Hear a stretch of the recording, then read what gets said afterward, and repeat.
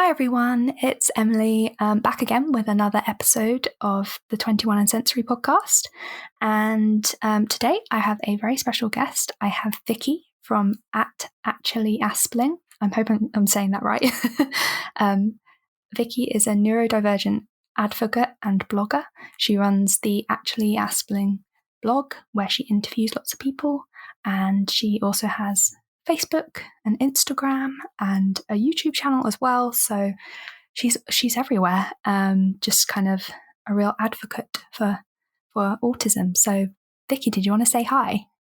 Hello, thank you for having me on the podcast. As Emily's already said, I run Actually Aspling. It's an autistic advocacy social media based blog. And I am on, as she said, Instagram and Facebook and everything like that. Yeah, I think that's it. Just hello. That was a good introduction. So where should we start? So how about just kind of like a little kind of background to your life, and maybe just talk about sort of past and growing up and whatever you want to, really. Maybe kind of what you're up to now and how old you are, that sort of thing. Okay, so I'm 28. I always have to think about that when people ask me how old I am. I was diagnosed when I was 25. I'm diagnosed autistic. Previously to that, I was diagnosed with epilepsy, dyslexia, and dyspraxia through university. But then I think even before that, I kind of thought I was autistic in my teens because I learned more about it. My childhood was a bit of a blur. I can't really remember much of it. My memory is not great, really. It's fair enough. I'm the same. I can't remember my childhood.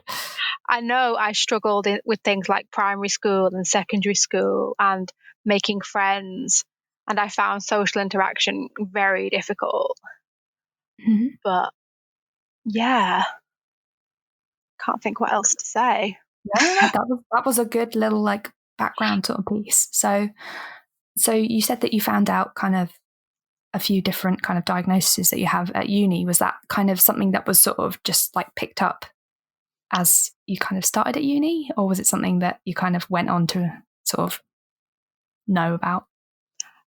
Before I started university, I went to college because I didn't have like the right number of, I think it's UCAS points to get to university. So I did an access course first. And one of my tutors kind of thought that I might be dyslexic because we had to do this, like it's an initial assessment where they look at your different levels, like your maths and your English. And we picked up on a few little things, but I wasn't actually diagnosed with dyslexia or dyspraxia until my second year of university because it took so long to kind of get the disability support. Right. Okay. That's interesting. I know what you mean about like kind of just trying to like fill out all the paperwork for like the disability support and stuff like that, and getting like kind of funding for things. That's interesting though that you had to kind of wait till second year as well, because I'm guessing you could have kind of used maybe something like a dyslexia tutor in your first year as well, or something like that. Did you have access to anything like that?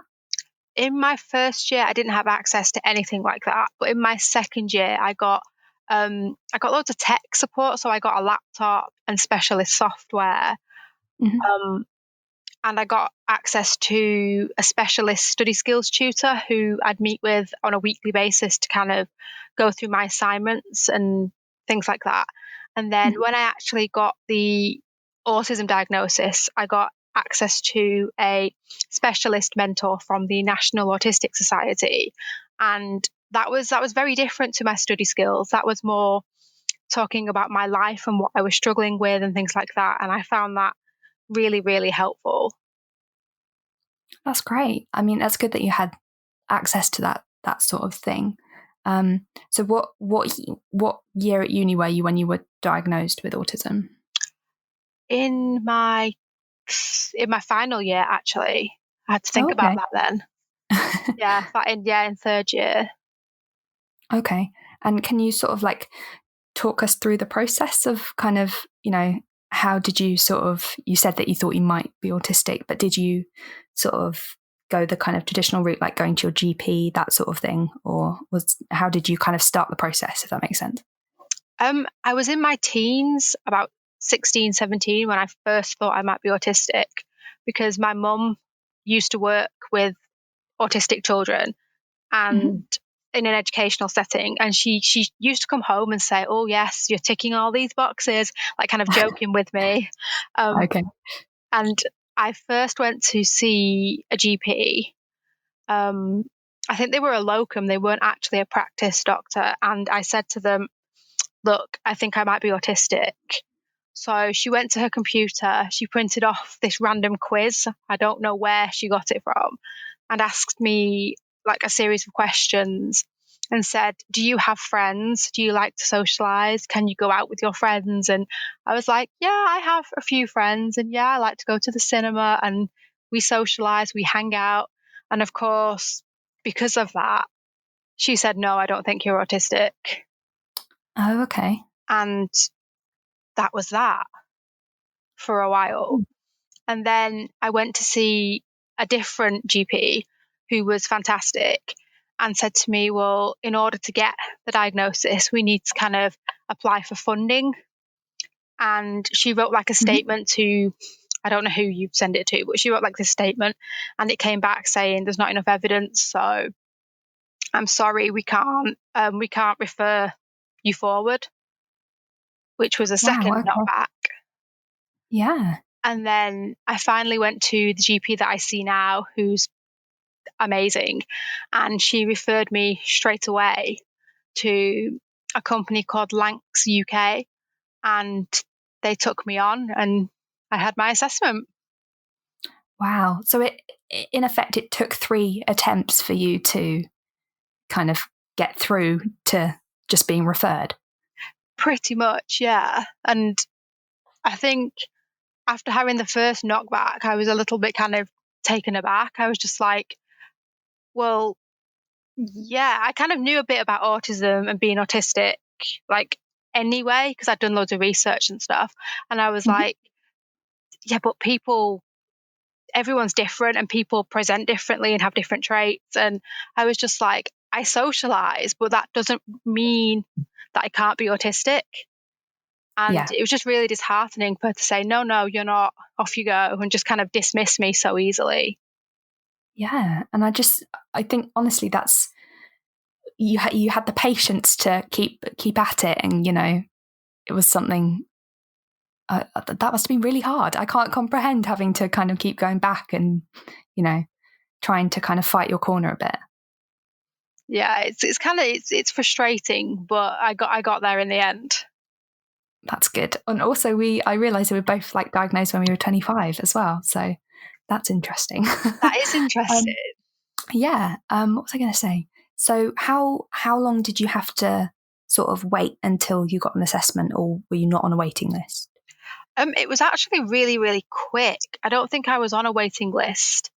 Um, I had my first appointment in June of 2016, and I got my official diagnosis in the January of 2017. Okay. So it wasn't long at all. It was really, really quick. I was surprised because I'd heard lots of stories from other people about how they were on like a 2-year waiting list or Yeah. 6 months waiting list, and I felt quite lucky that I got Mhm. seen so quickly. Well, I feel like just your determination, it's a good thing you did get seen kind of quickly, because, you'd spent so long trying to fight just to have, be heard. So, oh, that's really interesting that you didn't have like such a long wait. That's nice to hear for a change. It is um, nice considering you hear lots of stories about people that have to wait so long. mm, yeah, especially, I don't know, I guess like this pandemic as well is probably pushing back that sort of thing as well, which must be really hard because it's a long enough wait as it is, sort of thing, on the NHS. I appreciate that it's a free, health service, but, the waiting list can be really long. Um, yeah. So what was I was gonna go on about, so at uni, so what did you do? I realized that you have a Master of Science in psychology, but did you study something before that? Yes, I did. I did my undergraduate degree in psychology, so that was 3 years, and then I did my master's, which was another year on top of that. So that's 4 years. A lot. Oh. And is psychology something you've always been sort of interested in? Actually, no. A lot of my friends studied it at A level and said it was really, really difficult and they hated it. And Okay. I was like, oh, well, I'm not going to take it. But then when I went to college to do my access course, it was access to education, but we also did psychology modules on the side. And I found that it was just something that I connected with instantly. And I really, really enjoyed it. So I thought, well, maybe it's something I could do at university. And then I looked into it and I was like, yeah, that's what I want to do. And ever since then, I've loved it. It's great. Oh, amazing. Is it sort of kind of turned into more of a passion for you as well? I'd say so, yes. At Yeah. first, it was just kind of like an interest, but it's one of my special interests now. I just love it so much. And what other sort of special interests do you have, seeing as we're on the topic? Um, Psychology, autism, because I do a lot of research into autism, and that in itself has become a special interest. I'm Mhm. also interested in kind of art galleries and sculpture and things like that. Oh, That's okay. that's probably my main special interest. Mhm. I like I like walking through forests and looking at like outdoor sculptures and things like that in the wild, I call it. Okay. That's amazing. Okay. So you like kind of like going to like sculpture gardens and things like that. Is that? Yes. Oh yeah, Yes. Okay. that's me. That's what I do all the time. I love that. Oh, amazing. Um, so where was I going to go on from that? I keep losing where I'm going to go next. um, so you did you did 4 years at university, and so are you kind of what are you doing sort of now? Are you sort of working at all, or is kind of your focus mainly on sort of your Instagram or blog, or is that like a side project? Um, I graduated. Well, I didn't officially graduate because my graduation was cancelled because of lockdown. But Oh, I see. Okay. I finished my master's degree in January. Um, but I'd been volunteering at a local psychology charity like service. But Okay. due to lockdown, I found it really stressful. So I've had to kind of stop that for the time being. Mm-hmm. But that was only voluntary. I've actually, I think it was like 2 weeks ago, I submitted my PhD application. Um, Oh, and I'm still waiting to hear back from my university, which is really scary. So I could potentially be going back to university in September, but I ooh. still I have to wait. Okay. I see. I didn't realize that you kind of obviously finished a course, but you hadn't graduated yet, even. So, oh, that's such a shame as well, especially with all this kind of lockdown stuff going on. It is like postponing everyone's, like, not just like kind of life, but like career and like education as well at the same time, which must be really difficult.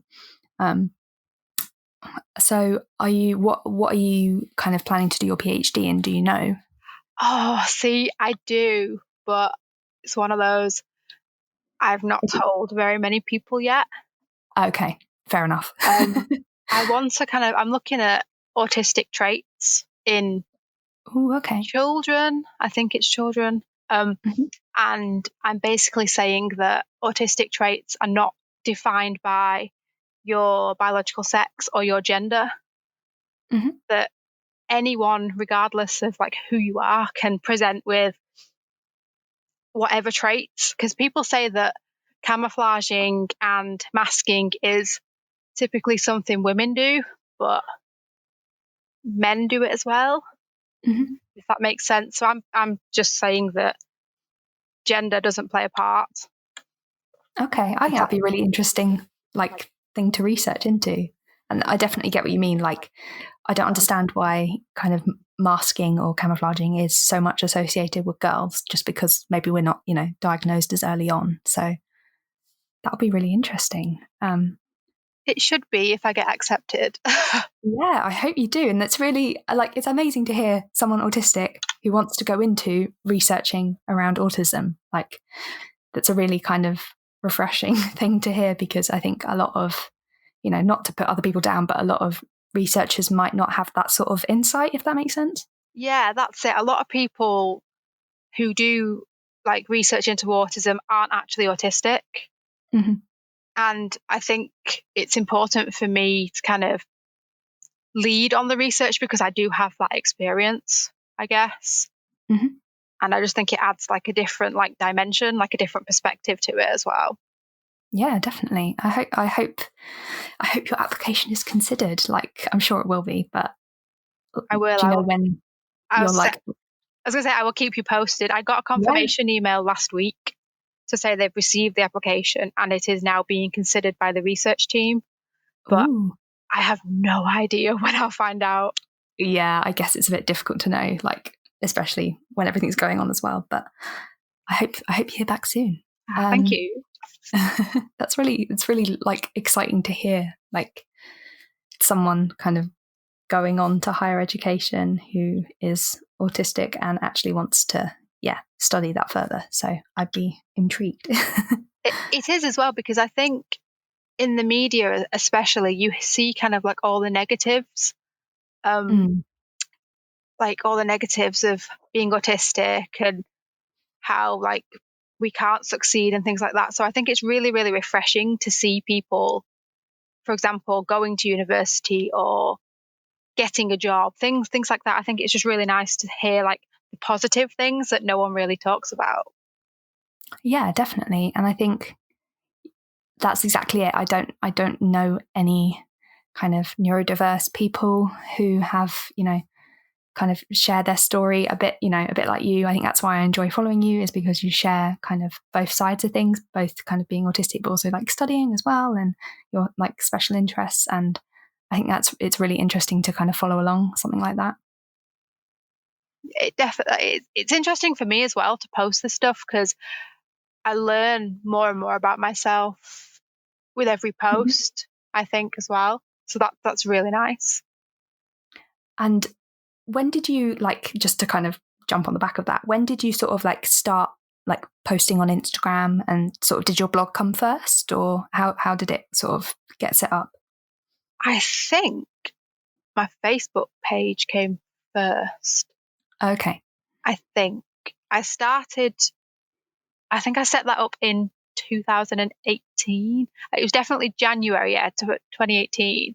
And I think I started my Facebook page first and then my WordPress blog and Mhm. then Instagram. I started Instagram quite late comparatively to the other two, but Okay. I prefer Instagram. It's much more visual and I like that.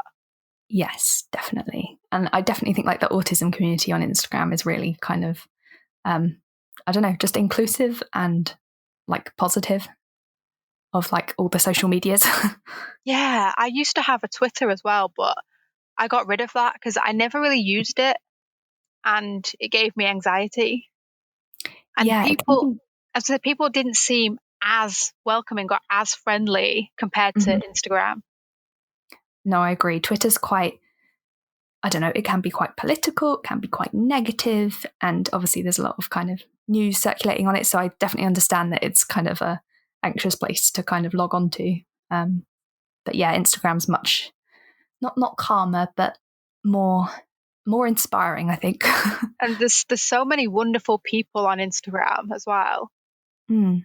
And I like that it's just people from different walks of life at different kind of stages, different ages. So that's quite interesting. Yeah, I'd agree with that. It's such a diverse community, and it's nice to kind of see different experiences from people. But then again, seeing experiences that are similar to yours, but from a different kind of person, from their perspective. Hmm.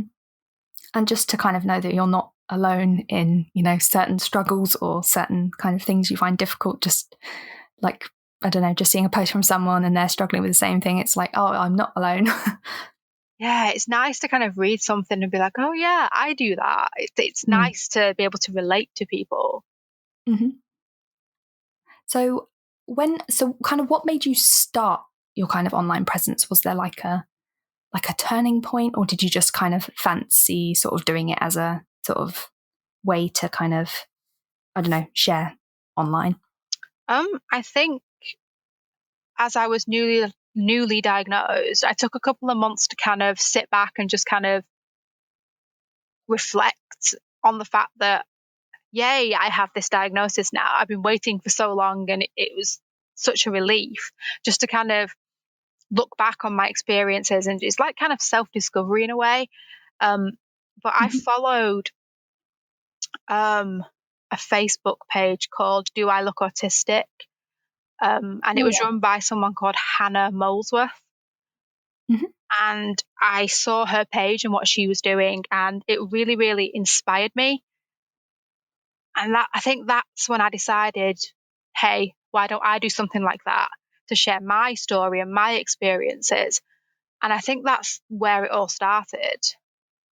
Okay, that's really interesting to hear. Like, I think I was sort of quite similar. I saw what other people were doing online and thought, do you know what, I can add to this discussion and maybe meet some people who are like-minded along the way. I think it's really nice as well to kind of take inspiration from other people. Mm-hmm. Definitely. So I was going to talk about your blog. So you've kind of, when did you sort of start doing kind of interviews? Because I have obviously been interviewed by you for your blog, which was really interesting.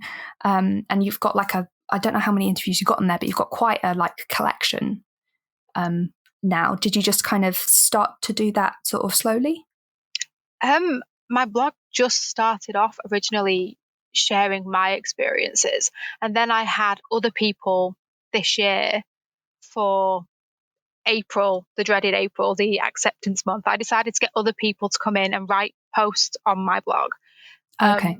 which is how the interview started. And then I kind of thought, oh, well, it's nice to have other people writing, but there's also so many amazing people like yourself that Oh. that people not necessarily don't know about, but the interviews are a way for people to find out more about someone.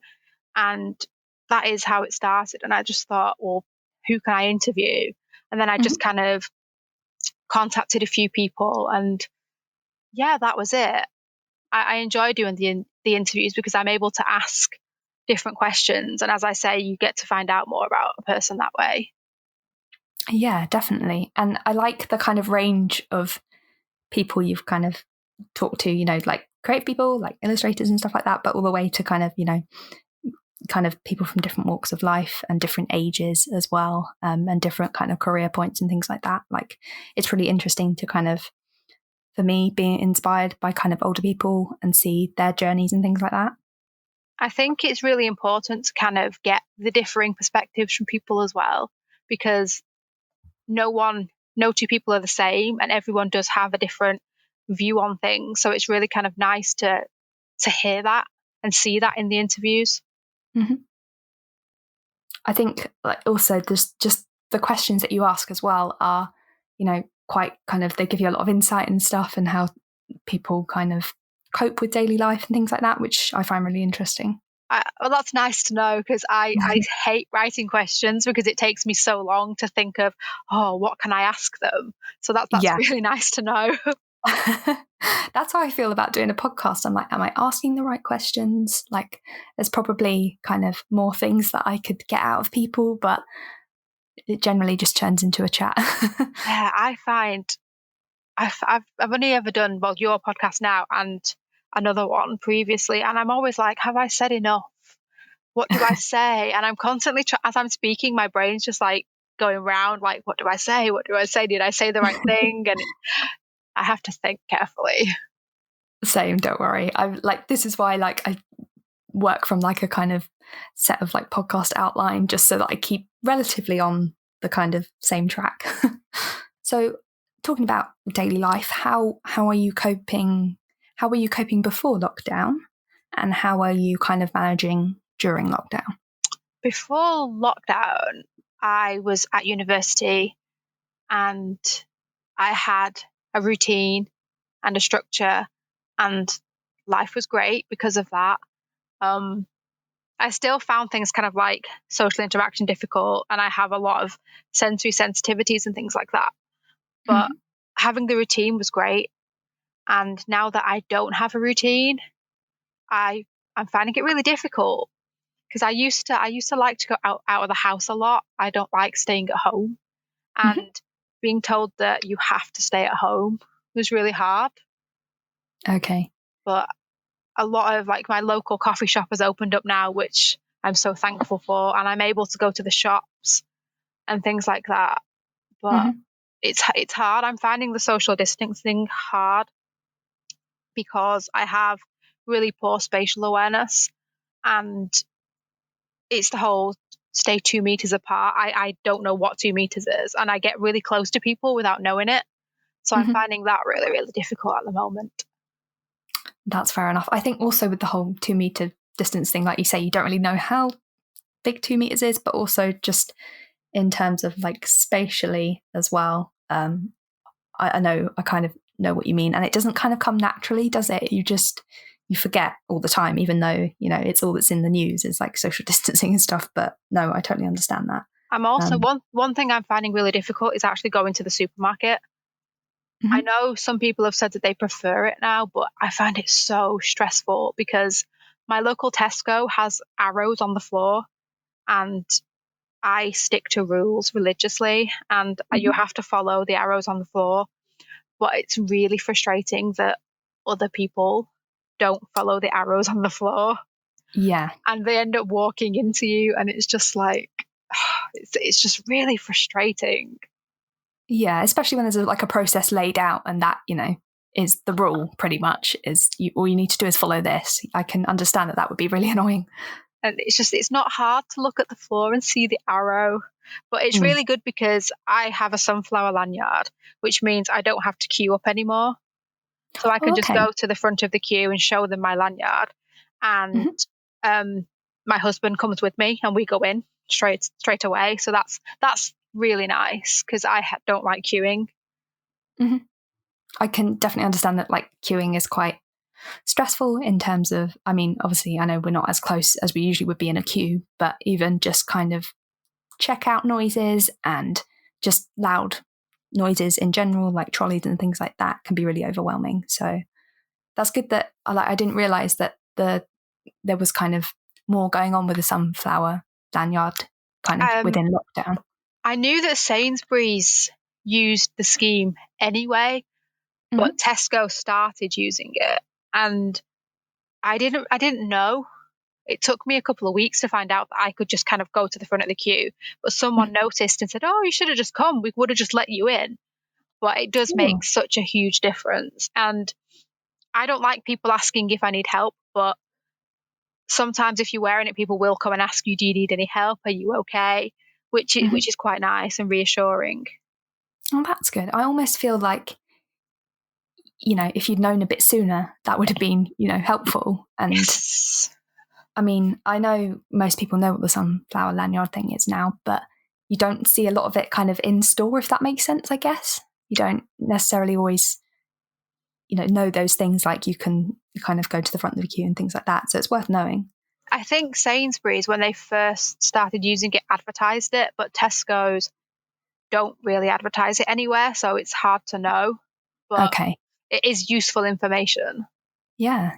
So you've really got to be in the know to just understand these things. Yes. Okay. And sort of, so you're missing that kind of routine, which I totally understand. And I appreciate that routine just kind of helps. And to know that you're going out of the house and coming back at a certain time, it kind of gives you that sort of structure and like, when your day's going to end and stuff like that. So how are you finding kind of having to stay indoors a little bit more? I mean, it's good that the coffee shops are open, like you were saying. It's difficult. I Mm-hmm. find that I'm going to bed way later. I used to go to sleep at about 10, and now I'm going to sleep at like 1 in the morning. And Okay. I'll go to the fridge at midnight and just grab loads of snacks and it's such, I don't know. I don't like it. And I'm waking up way later as well, and I'm tired all the time. Me and my husband, we share like a visual timetable that we fill in that lets us know what we're doing and things. But Oh, that's good. I don't have anything written on there. And the times when I do have things to do, I'm finding that I'm struggling to stick to it because I can't go out as much. And it is really, really difficult at the moment. But things, like I say, are starting to reopen. But I'm a Yeah, little bit apprehensive about going to any of the major shops and things. that's the thing. It's that not knowing, isn't it? You don't know what's the best thing to do. And I find I don't like wearing the masks either. I find them so uncomfortable. That's the thing as well. Like I totally appreciate why we need to wear a mask. I totally get that. But in terms of like sensory and kind of just that kind of sensitivity, I totally understand where you're coming from. Like it's a difficult thing to I don't know, just get used to, but also tolerate. That's it. My parents bought some soft, I don't know what they're made out of, like cottony ones, which are really comfortable, but I find that they get really warm really quickly, and I find that I can't breathe as well when I'm wearing them, and it sits on my nose weird and makes my nose go all fuzzy, and it hurts behind my ears. And there's so many different little things that normally I wouldn't notice that because I'm wearing this mask, it's just like heightened. And I say to people, oh, it's really uncomfortable, and they don't understand why, which can be really like frustrating. And I kind of feel bad like saying that as well, because like obviously, you know, there's like kind of NHS workers who are wearing them for hours on end, and it's like you don't want to be seen as like difficult, but you know, it's a sensory thing. Like they are really difficult to tolerate because it's just something you're not used to. That's it completely. It's definitely difficult. You can get these cards from, I can't remember where you get them from, that say that it's like why you can't wear a mask. But I think I'd feel really like uncomfortable like showing it to someone. Yeah. And just to be like, I don't know, you don't want to get into like questioning with someone, you know, at a supermarket or something like that, or just, you know, in general. It's, you know, as someone who's autistic, I hate being confronted. So that would be my worst nightmare. Yeah, me too. Like it's like I have a card, but sometimes they ask for more information, and it's like I freeze a lot of the time, and I'm just like, oh, and That's why you have the card. Like, please read it. then they keep asking more questions, and I'm just like, I can't do this. Please go away, and it just becomes really uncomfortable. Yeah, I bet. Talking of like sensory stuff, I saw on your blog that your little kind of like about you section that you said that you like dislike crunchy food and loud noises because they give you sort of sensory overload. Can you kind of explain that a little bit further, and also like any other kind of sensory stuff you have going on? So I don't like cereal. I only eat like Lucky Charms. They're the only cereals that I eat because of the marshmallows. They're really soft. But I don't like crunchy foods. The texture in my mouth when I crunch them between my teeth is just horrible. I don't know why. I just really don't like them. But I do like to eat ice cubes, Oh, interesting. which Is, it is because I don't like crunchy foods, yet I really like to chew ice cubes. is it the kind of the texture that you sort of crave, or the like? Is it the cold? I don't really know. I've never quite understood it myself. I just know I like to do it. Okay. But I don't like loud noises. Like I'm scared of the vacuum, like the Hoover, because it's so loud. So when my parents are hoovering, I have to go somewhere else because it just terrifies me. And I don't like things like fireworks because the bangs are really, really loud. Yep. Um, but I like going to like concerts and things like that where the music is really, really loud. I can tolerate that because I think because it's something I enjoy. hmm Um, I guess also it's something you're expecting, whereas something like a firework or a vacuum cleaner being turned on is something you might not be expecting. Is that part of it, maybe? Yeah, I think so. I think Mhm. I willingly and knowingly buy tickets for a concert if it's like music that I enjoy. It's pleasant Mhm. to listen to, whereas I find the vacuum really unpleasant. I remember when I was a child, I was terrified that my mum would like sweep up my feet with the vacuum. I think that has Oh, something to do with it as well as the noise. So okay. I'd always like move my feet really, really quickly as so that she didn't like get me with the Hoover, Hmm. which is quite strange. But and I find bright lights really difficult because I am epileptic, and like flashing lights and bright lights are things that are a trigger for me. Hmm. So I have special prescription glasses, which are just like my normal prescription, but they're pink, they're tinted pink, and that Okay. really, really helps like cut down with like sunlight and glare and like bright lights and things like that. So they've Hmm. been really, really, really helpful for that. Okay, that's interesting. And I also recently, I got a pair of ear defenders as well, Okay. but I find them really, really tight, and Yeah, I don't like that. I know what you mean. And I don't know if you wear glasses because I do. I find that they like pinch the like arms of my glasses behind my ears, and I'm like, oh, Yeah, it's really, really uncomfortable. My headphones that I use at the moment they're really good, like for noise cancellation and stuff, and I can adjust them a little bit more than the ear defenders, so my glasses mm, don't rub as much. But I don't like the pressure of the ear defenders. They're really, really tight and they're kind of uncomfortable.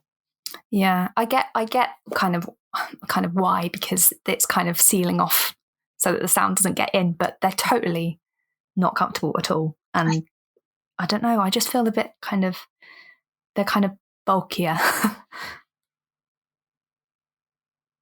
I think I've got children's ones Okay. because I was looking on Amazon because that's where I buy a lot of stuff, and they're all Mhm. children's ones. I don't know if they actually make adult ear defenders, which is kind of strange. I'd like to think like they do. I like very weirdly have like a construction workers kind of set. So just like you'd see a normal construction worker on, they're bright red. So obviously they're not the most subtle things in the world, but I think they're more of a like adult size, and you can kind of adjust the kind of height around your head. But again, they're quite tight. But I'd Ah, like to think, as I say, I never thought of construction worker ones because they do yeah, use them. yeah. I think I saw them online somewhere. I was like, oh, this might be a bit better than like there's the kids ones which kind of like fold in on themselves. These ones are more kind of like they're just kind of normal headphone size. Ah, I'll have to have a look at that because I think my mum bought me mine as a present, and I was like, that's really nice.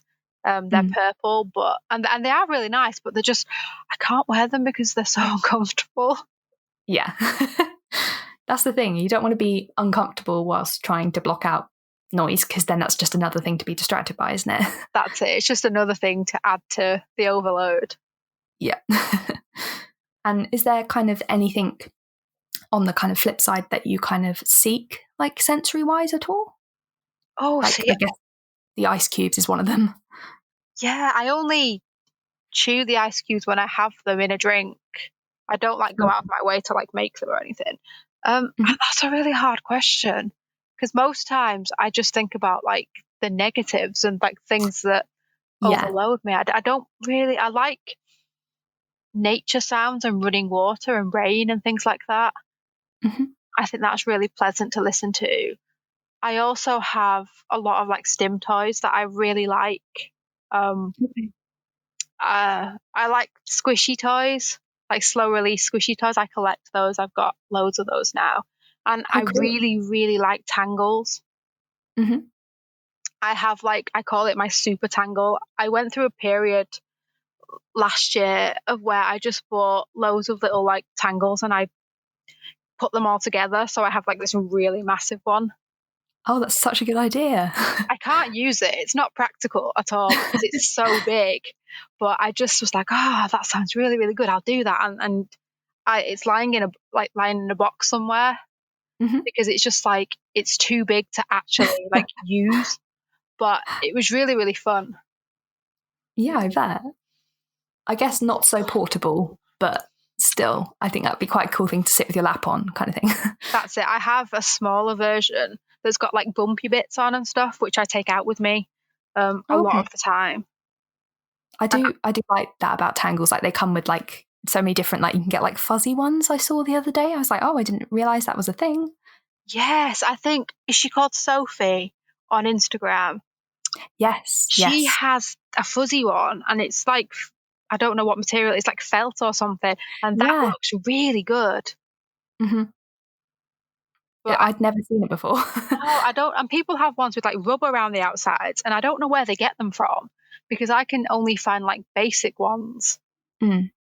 Yeah, only like the coloured ones. I've got a couple of like different coloured ones, but I was like, oh, I need to branch out into these like fancier textured ones. Yeah, they look amazing. I think I'd like those. It's just like Mm-hmm. trying to find where they get them from. Yeah, I think like also with like the squishies, I like Amazon's quite a good place for that sort of thing. And I get what you mean about like the slow releasing ones, but I do find like they're just not as durable all the time. They kind of like rip a little bit. Yeah, and they always smell funny as well. Yes, Like that, yes, that they really do. horrible plastic smell. Yeah, like the kind of weird rubbery kind of, yeah. It's really strange. My friend, one of my best friends, he sent me a squishy the other day, and he got it and then sent it to me in its original packaging, and it had been vacuum sealed Oh. in like a plastic bag. It was so strange. It's a pineapple, like a glittery Mhm. pineapple. And the instructions, I don't think are in English, but it says take out of the packaging and leave for 60 hours. What? And because it's been like vacuum sealed, it didn't take 60 hours, but it says it takes 60 hours to like form back into like the pineapple shape. And I found it was just so strange. Amazing. That sounds like one of those, when you can buy like mattresses on the internet and they come like suctioned, like I'd expect that to take a few hours, but Yeah, not it squishy. was. It's literally just like that. And I mean, I love it, but it was so strange. That's brilliant. Yeah. So do you have like a kind of like go-to like box of like fidgets and stuff then? I do. I have what I call my self-soothe box, and Mm-hmm. it's a pink biscuit tin. I liked it Nice. because it was pink. My mum gave it me. It had like Italian biscuits in it, and I don't know, but I have a pot of Play-Doh inside. Mm-hmm. I have this like it's like a plastic disc shaped thing, and it's got water and glitter in, and like you push it and it moves. Oh, okay. I don't know what they're called, but I have one of those. I used to Mm-hmm. have some Skittles in there as well, but I ate them all. Nice. But That's a good idea to have like chewy stuff in there as well. I think because I did CBT for a while, and there was this thing called like grounding, and I used that as the basis for my stim box. So kind of like something I could like touch, something I could eat, something that smells. So I have lavender oil in there. Um, Okay. Something I think I've said taste. I have like a Mm-hmm. ball that's got water in as well that I can shake, and it's got water in, so you can hear the water. So I have loads of like different things for like different senses for when I'm stressed or in overload, which I find really, really useful. Yeah, that's such a good idea to like kind of have specific ones for different senses as well. Like, because obviously, like, depending on your mood and like, how you're feeling kind of, sensory wise, or if you're kind of in a meltdown, you kind of want particular things, I guess. It is, except for, like I say, the fact that I ate all the sweets one go. You got to like stock up. Yeah. But Oh, no, that's really I interesting. really, really like that. It is just my go-to, full of all my favorite things. And it's just Mhm. there, like when I need it. That's good. It's good that you've kind of worked out the things that help you as well. Like, the half of the battle is kind of finding those things that will kind of calm you down a bit and things like that. So that's good. And the thing is, what works for you may not work for somebody else.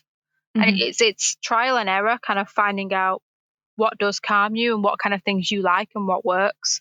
But like you say, once you find that, it's magic and it's great.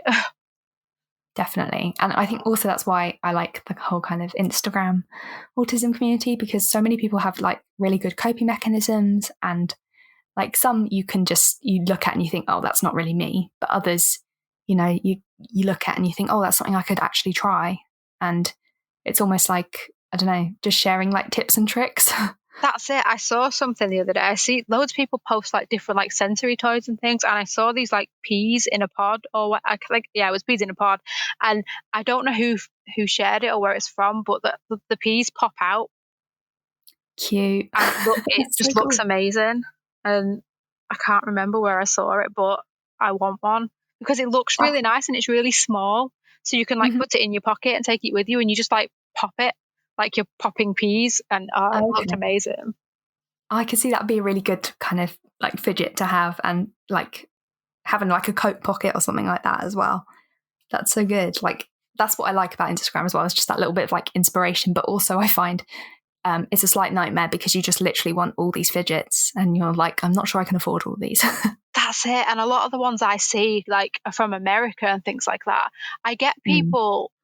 There's a really good fidgets Instagram. I think it's Fidgets by Jack, I think it's called. And they're so lovely. And they send me messages all the time offering me discount codes and things. But I'm like, I'm not American. I'm not in the US. So it'd be really, really expensive, like shipping wise. And I Yeah. always feel really, really guilty because the fidgets look amazing. And I'm just like, I can't afford the shipping. Yeah. And then it's like the customs, isn't it? Like our side and getting it Yeah, like, yeah, it gets expensive. it does.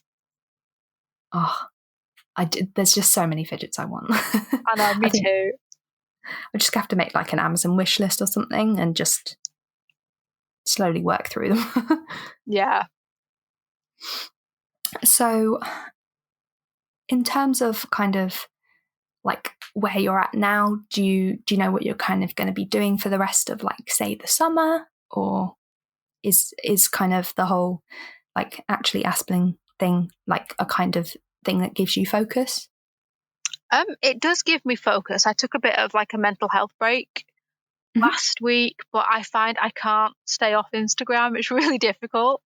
Um, so that does give me focus, and I am going to be, it's kind of a side thing, but I'm going to be continuing with that. And I've got a holiday planned in August Okay. in the UK. I'm going to the Lake District with my family. I usually go to Germany, but the convention that I was going to decided that it wasn't going to run this year because of the coronavirus. Mm-hmm. So instead of that, my family booked a holiday for 2 weeks um, Oh, that's in the great. lakes, and we have to take our own bedding and things like that just for extra like safety precautions. But we are able Mm-hmm. to go, and Oh, that's really good. most places are going to be open. So I'm Mm-hmm. looking at something to look forward to. Yeah, I think that's really important as well, just to have, even if it's not like a holiday, just something like little, but going away is quite a good way of kind of, I don't know, almost like resetting and then being able to come back like a bit more refreshed. I don't know if you get that as well. Yeah, it's really nice to kind of be away from my own home because Mm-hmm. I've been indoors for so long. And it's really nice because my favourite place, like where my main special interest first started, is in the Lake District. It's where Okay. so my parents have said that only one day, though, they had to kind of be specific, but we can go there for one day. So that's kind of really exciting as well. Oh, great. Oh, that's good. Oh, I'm glad you are able to like get away, because I think it is important, and even if it's not like that far away or within the UK, I think I'm definitely someone who would kind of, I don't like to go ridiculously far away on holidays, like, something like kind of Europe or something like that, just because I don't know, it's like a different routine to get into. But I think it is important to have a break. Definitely. I think as well, we've not actually decided, but me and my husband are thinking of going back to Tokyo next year. Um, which it's nice to just kind of, because we can't fly this year, it's nice to kind of be able to plan to do something like next year or the year after. It's just nice to have something to look forward to. Yeah. And I think almost like part of the fun sometimes is the planning of like things you'll do each day and like an itinerary. I love doing that sort of thing. Oh yeah, when we went to Tokyo in 2015, my husband did that. He had like a spreadsheet. He has spreadsheets anyway, but he had an itinerary for like every hour of every day, and I found it a bit much, but it turned out it was great in the end, because it definitely helped with that routine, and we knew what we were doing, and it was really predictable, which is nice, because I mean, right now everything is like really uncertain and unprecedented and everything, and sometimes just having that predictability is just nice to kind of fall back on. And to just know each day what you're kind of getting up and doing and the energy it's going to take. Which is why I'm finding it so hard at the moment, because I don't know what I'm doing. And it sounds kind of like, because you're out of that routine, your kind of body clock is slightly like, I don't know, off. Is that the right word? I don't know. Yeah, it definitely is off. And it's just like, I've gotten so used to not having that routine that when I try and add like or implement a new routine, it just kind of like falls through. It doesn't work very well. And do you have like any sort of like hobbies or anything like that that you kind of can like focus on during the day or anything like that?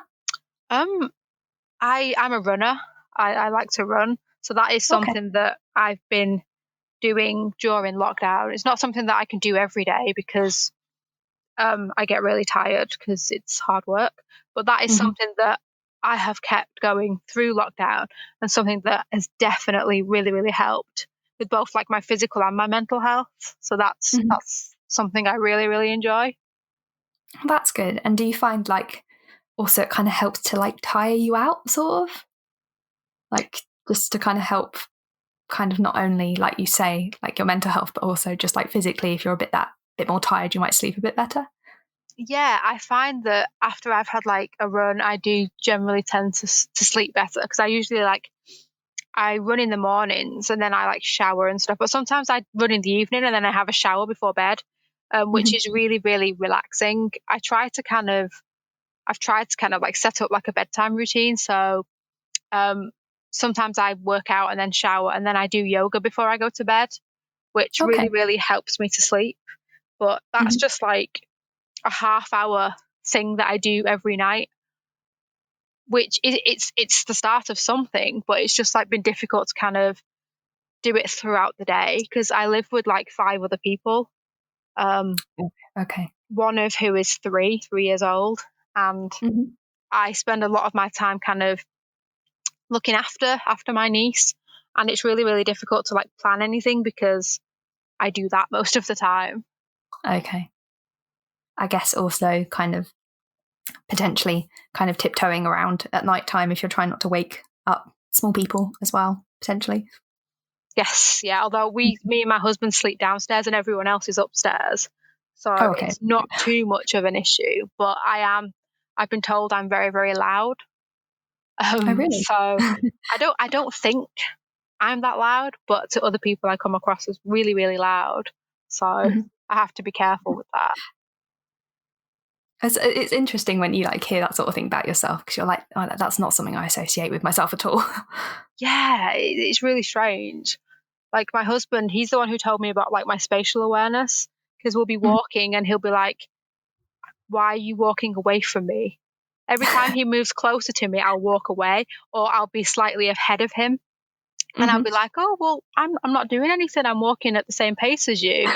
And he's like, "No, you're actually moving away from me." And it's those things that you don't realize yourself that you're doing, but other people see it.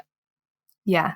And it's so like natural to you. Like I do that, like if I'm like walking with my mum or something, I'm the opposite. I'll like walk into her and she'll be like, Ah, Emily, you're all over the place. And I'm like, am I? I'm yeah, like, I'm sorry. I'm just kind of bouncing off people. yeah, and it's really difficult, because like I don't do that, and it's like, oh, maybe I do, but you don't Yeah. see it yourself. Yeah, exactly. So we're coming up to almost an hour chatting. It's gone so fast. Wow. I can't believe that. I know. It's been really nice to chat. So I want you to mention all your kind of online links and things so that people can go and follow you and sort of subscribe to your blog and stuff. So my Facebook and Instagram are the same. They are at Actually Aspling, and my blog is actuallyaspling.wordpress.com, I think. Yes. Mm-hmm. Yeah. If you just search for Actually Aspling, everything should come up. That was a very sensible move to do that and have everything the same. It saves time. Yeah, definitely. Okay, great. I'll also put like the links. I think people on podcasts say like in the description. I'm going to go for that. That sounds good. Does that sound professionwill? I think so. We'll go with that. It's been really nice to chat to you. Thank you so much for coming on my podcast, and hopefully we will speak again soon. It's been really, really nice. I think a lot of the time I don't get to kind of like, I'm not used to doing podcasts, and it's nice just kind of be able to just like talk to people, especially with everything that's going on at the moment. It's really, really nice. You don't really sit down and stop for an hour. I don't anyway, because I'm always so busy. But it's nice to just sit and do nothing for an hour and just talk to someone who understands you. It's been really, really lovely. Oh, I'm glad you think so. And likewise, it's been really interesting to hear all about kind of your life, like before and after lockdown, but also like kind of your progression through education, and just the fact that I still can't get over the fact that you kind of 3 times you had to kind of go back and say, you know, I think I might be autistic. So I think you're definitely determined. It's one of those things. I was going to say it happens a lot, but you hear stories of people who kind of go, because I know one of my friends went to his GP and they just said, oh no, I think you just got anxiety, it'll be fine. But you do get kind of fobbed off a little bit. But for me, I knew what I was talking about. I was like, no, I'm pretty sure. And if you know what you're talking about, they don't want to like listen to you. They think that, I mean, I understand GPs like are knowledgeable and things, but it's like they think they know better than you. And it's like, well, I've actually done the research. I think, I'm right here. And then it turns out I was right. And it's just kind of pushing to get someone to actually listen to you. And I think also that's why you're really like a good advocate and like neurodivergent person to follow online, because you have been through that. So I think it's really great that you're sharing your experience. That's really nice to hear. All right. Well, thank you so much for coming on. And I'll be back with another podcast soon, hopefully. So it's bye from me. And do you want to say bye as well? Yeah. Thank you for listening. And bye.